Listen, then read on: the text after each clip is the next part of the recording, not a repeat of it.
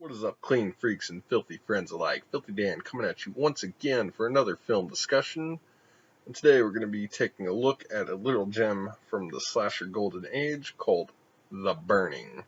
Released in 1981 in the wake of Friday the 13th's success. And before I really get into the film, I just want to go over some cool trivial background information on the film. First of all, quite a few names in Hollywood actually got their start in this film. It was obviously the motion picture debut of Jason Alexander, Holly Hunter, and Fisher Stevens. And the Weinsteins, the notorious Weinsteins of Miramax, they wrote the film. One of them wrote the story, the other one came up with the screenplay. I think Harvey wrote the story.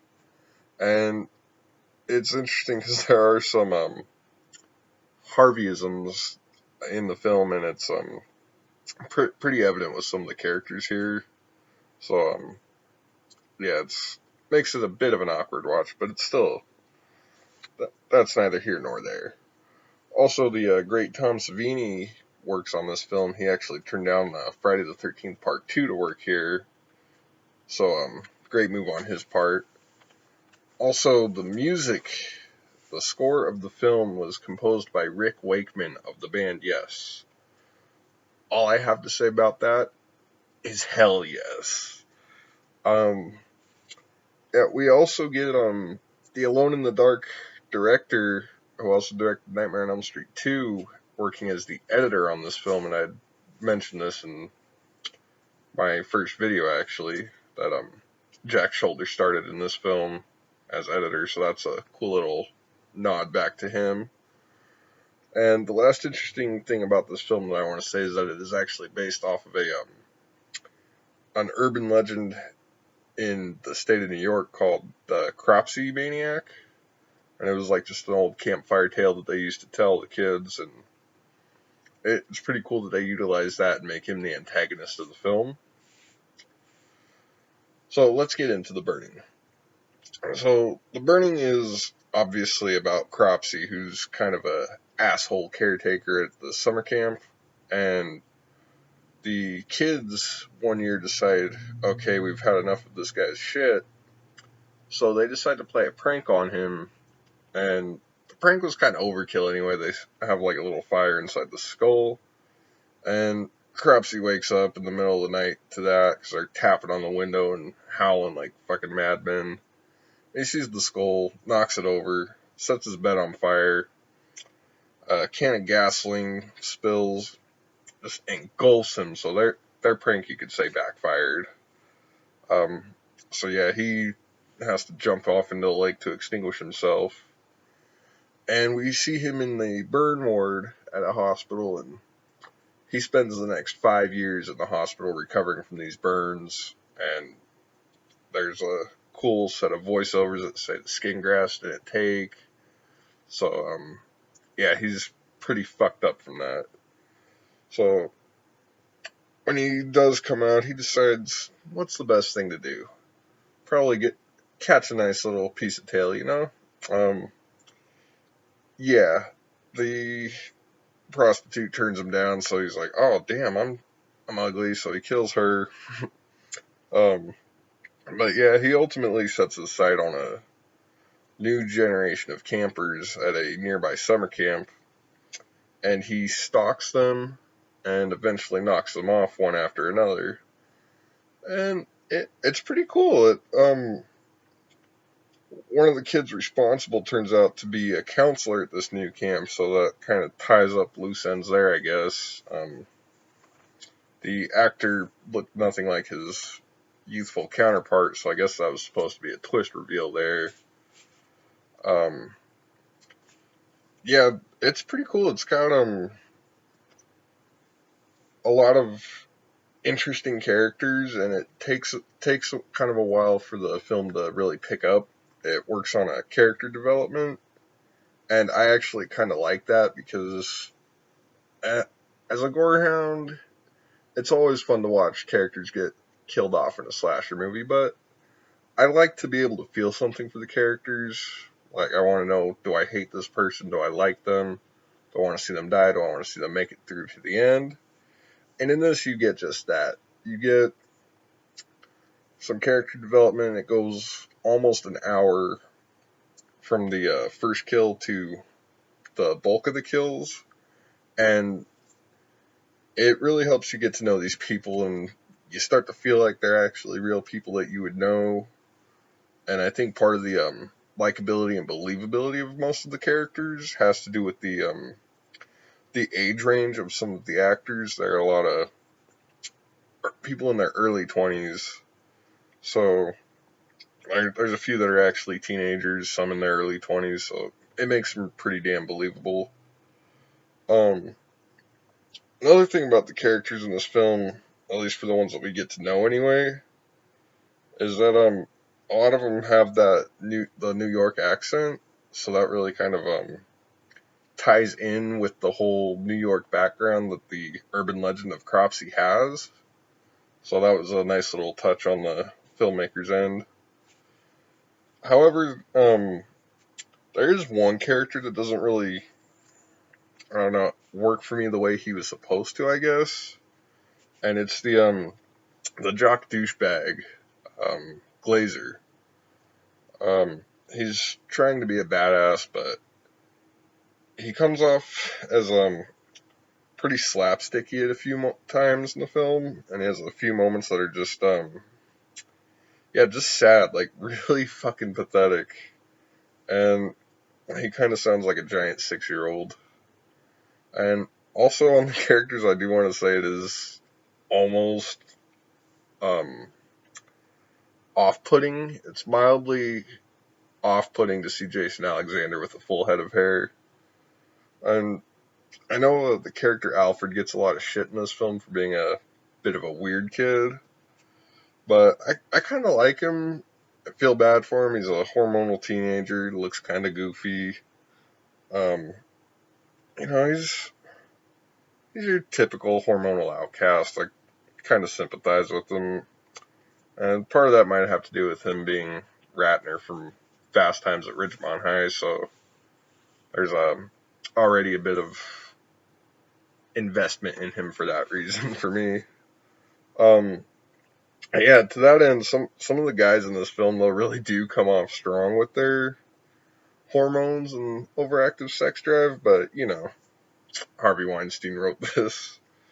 Anyway, while we are on the characters, I do want to point out that I find Cropsey to be not only a formidable slasher, but I also really kind of sympathize with him because the prank that left him scarred, I feel, was overkill.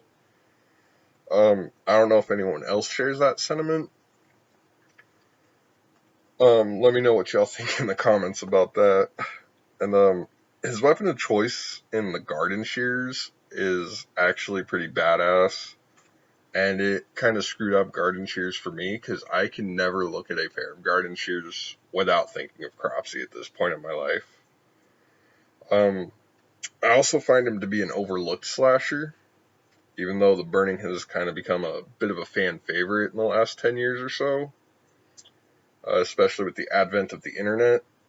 Like, everyone talks about The Burning, but you never hear them talk about Cropsey as a character.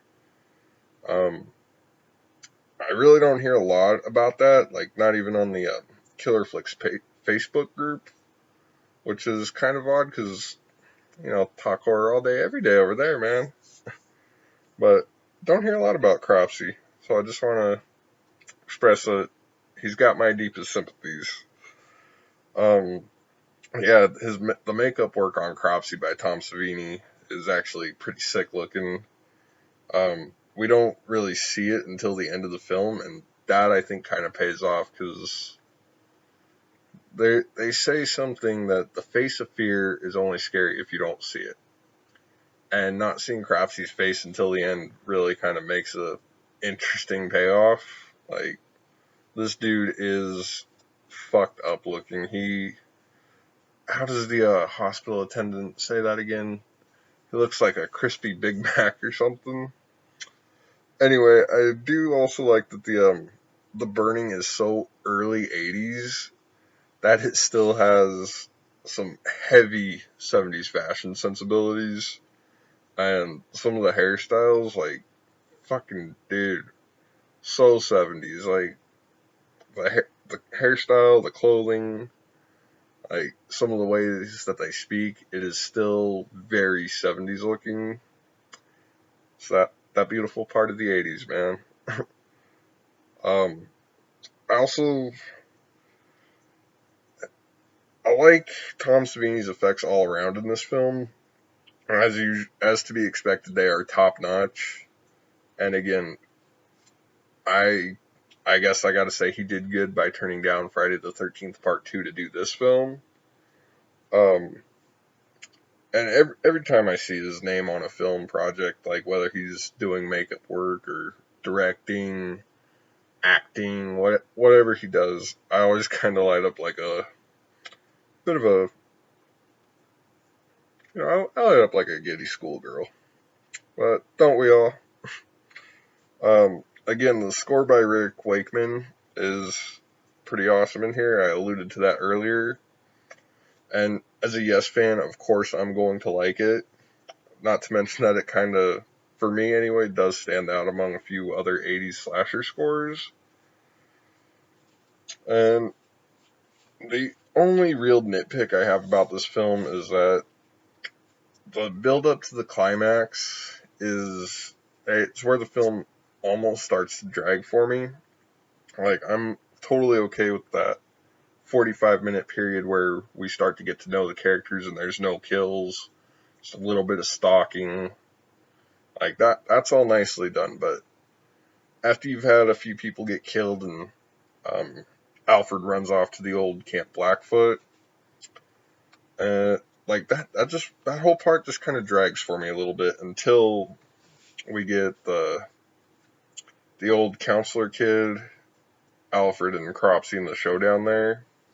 It's just a really minor nitpick I have about the film. So anyway, let's move on to the filthy features here.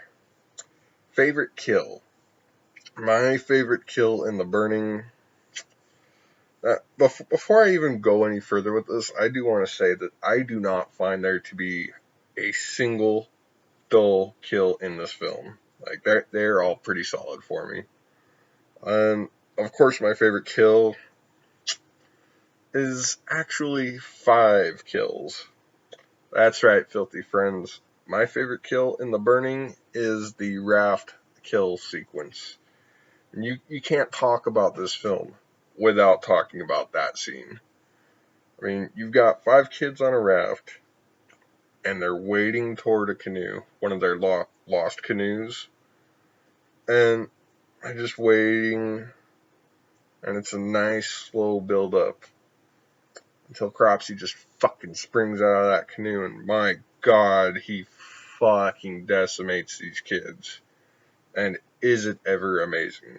I mean, to me, it's easily one of the best kill sequences from the slasher golden age. I think a lot of people would agree to that who have seen this film. Moving on to the smutty sightings, this being a Weinstein-associated film, there's going to be some smut in here. Retrospectively, anyway, you would know that. So, for starters, we do have one little minor piece is that Cropsy does solicit a prostitute, but we don't see anything there. But I just wanted to mention that. There's this girl, Sally, we see her taking a shower and get a nice pull back and see her tits in the shower. That's always fun. There's this chick, Karen, who's, she's kind of plays hard to get with this one dude, and she likes him, but she doesn't want to put out or anything. But she decides to go skinny dipping with him, and we get a nice butt shot, a nice full frontal shot, and we actually get a few of each of those shots on her. But she does have these ridiculously noticeable tan lines, and it's just fucking bewildering. But yeah, I wouldn't have minded it too much if there had been some stronger lighting in that shot, if you know what I mean.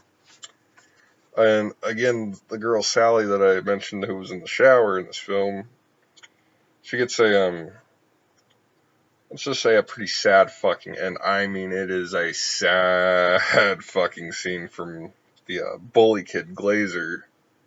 And yeah, I would just hear that and dude, fucking little two pump chump over there. And yeah, since I had started bringing this up in the Nightmare on Elm Street 2, I have to mention that we see Glazer's glazed donut cakes, and they're visible for like a little quick shot. My girlfriend pointed that one out to me, so it's like, fuck, I gotta include that. And also, I just want to mention that we do see a lot of tits bouncing and shirts in this movie, and when you see a lot of tits bouncing, you just want to bring it up. And plus, who doesn't like to say tits? So anyway, moving on to closing thoughts. I want to say that The Burning is obviously a solid 80s slasher. It's just a solid slasher in general. And it's easily one of the better summer camp slasher films, in my opinion. And honestly, I take this over a handful of the Friday the 13th films. Like, any fucking day of the week. This is easily one of my favorite slasher films. It's also kind of a shame that we never really got a sequel to this film, like, at all. We never got a sequel to The Burning. It makes me sad on some level, but at the same time, it might be a blessing in disguise. It would have ruined the integrity of this film. It would have ruined the integrity of Cropsy as a antagonist. And the way he was killed off at the end of this film was pretty had a nice sense of finality to it. But at the same time, it did end on a nice bit of potential sequel bait. But we never got a follow up to The Burning. It's a shame. Maybe it's a blessing. But I'm sure you can tell that I really fucking love this film. As I said, it's one of my favorite slasher films. And I'm sure if you're watching this, you've seen it. And you possibly enjoy the film yourself. If you haven't seen this film, I don't know why you watched the spoiler review. Watch The Burning. Anyway, I would like to thank you all for watching. Please remember to like and share this video. Subscribe for future content. Got some pretty cool stuff coming up here very soon. And if you're feeling extra filthy, leave a comment down below.